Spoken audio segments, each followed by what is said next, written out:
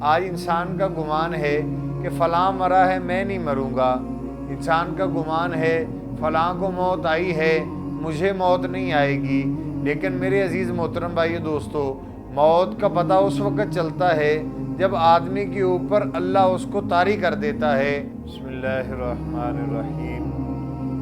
اللہ جل شانہ نے قرآن مجید کے اندر ارشاد فرمایا ہے، الذی خلق الموت والحیات لیبلوکم ایکم احسن عملا، کہ میرے بندو میں نے تمہارے زندگی موت کے نظام کو اس لیے بنایا ہے، میں دیکھنا چاہتا ہوں کون اچھے عمل کر کے آتا ہے، کون مجھے راضی کر کے آتا ہے، کون میری فرمان برداری والی زندگی گزار کے آتا ہے اور کون اپنی من مرضی کی زندگی گزار کے آتا ہے۔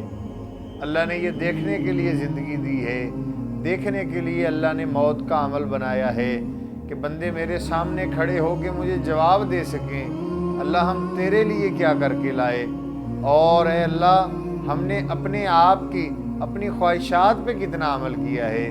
یہ زندگی موت کا نظام ہے ہی اسی لیے۔ میرے عزیز محترم بھائی دوستو، آج انسان کا گمان ہے کہ فلاں مرا ہے میں نہیں مروں گا، انسان کا گمان ہے فلاں کو موت آئی ہے مجھے موت نہیں آئے گی۔ لیکن میرے عزیز محترم بھائی دوستو، موت کا پتہ اس وقت چلتا ہے جب آدمی کے اوپر اللہ اس کو طاری کر دیتا ہے اور اس وقت ساری حقیقت کھل جاتی ہے۔ ہم کس پانی میں ہیں، کتنا ہمارا دبدبا تھا، کتنا ہمارا رعب تھا، کتنی ہماری اوقات تھی، کتنی ہماری حیثیت تھی، سب کچھ کھل کے سامنے آ چکا ہوتا ہے کہ کیا حالت ہوتی ہے۔ انسان خود جو ہے وہ کچھ بھی نہیں کر پاتا، یہاں تک کہ اپنے جسم کو حرکت بھی نہیں دے سکتا۔ میرے عزیز محترم بھائی دوستو، ہم بہت بڑے دھوکے میں ہیں۔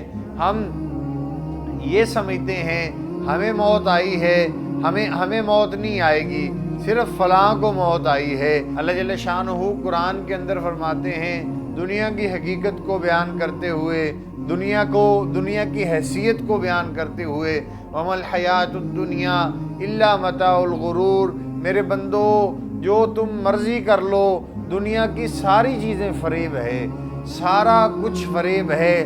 دنیا کی عزت بھی دھوکہ ہے، دنیا کی ذلت بھی دھوکہ ہے، دنیا کی کامیابی بھی دھوکہ ہے، دنیا کی ناکامی بھی دھوکہ ہے، دنیا کا عروج بھی دھوکہ ہے، دنیا کا زوال بھی دھوکہ ہے، کیونکہ یہ ہمیشہ رہنے والا نہیں۔ یہاں کوئی کامیاب ہو گیا ہمیشہ کے لیے کامیاب نہیں ہے، موت پر اس کی کامیابی کا معیار ختم ہو جائے گا۔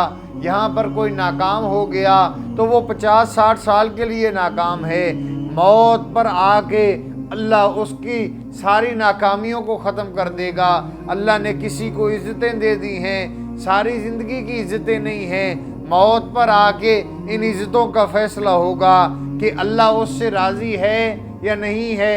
اگر اللہ اس سے راضی ہوگا اس کو آخرت کی عزتیں ملیں گی، اللہ روٹھ چکا ہوگا اور دنیا میں تو اس نے جو عزتیں پانی تھی وہ پا لی، آخرت میں اس کا کام مشکل ہو جائے گا۔ میرے عزیز محترم بھائیو دوستو، موت ایک ایسی حقیقت ہے جو میں اور آپ اس کا سامنا کرنے والے ہیں۔ میرے عزیز محترم بھائی دوستو، اللہ کے نبی صلی اللہ علیہ وآلہ وسلم نے فرمایا، الکیس من دان نفسہ وعمل لما بعد الموت، عقل مند وہ ہے جو اپنے نفس کی لگام اپنے ہاتھ میں رکھے اور موت کی تیاری میں لگا رہے۔ والعاجز من اتبع نفسہ ہواها وتمنى علی اللہ، ہمارے نبی نے فرمایا کہ بے وقوف اور ناداں شخص وہ ہے جو اپنی مرضی کی زندگی گزارے پھر اللہ سے یہ امید رکھے کہ اللہ ہمیں معاف کر دے گا۔ میرے عزیز محترم بھائی دوستو، آج وقت ہے ہم سنبھل جائیں، آج وقت ہے ہم اپنے آپ کو سنبھال لیں، ہم اپنے اللہ کے سامنے جھک جائیں، اللہ کی طرف رجوع کر لیں۔